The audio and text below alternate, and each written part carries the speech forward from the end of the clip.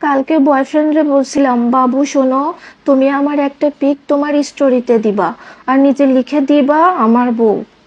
বলার সাথে সাথে 10 সেকেন্ডের মধ্যে পিকটা স্টোরিতে দিয়ে দিছে। তারপরে আমি তো অনেক খুশি, আমার বাবু আমারে এত লাভ করে, আমার পিক স্টোরিতে দিয়ে দিল।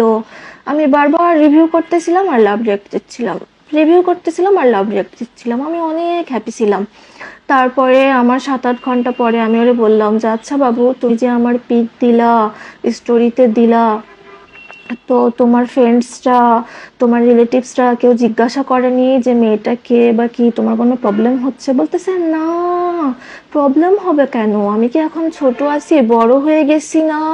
তারপরে বললাম যে আচ্ছা বাবু, তুমি আমাকে স্ক্রিনশট দাও তো, দেখি কে কি রিয়াকশন দিছে, অথবা স্ক্রিন রেকর্ড পাঠাও, দেখি কে কি রিয়াকশন দিছে, কে কি বলছে। সাথে সাথে আমার এই স্ক্রিনশট দিছে। এখন দেখি স্টোরিতে একটাই ভিউ, আর সেটা আমি। স্টোরিটা কাস্টমস করে দিছিল।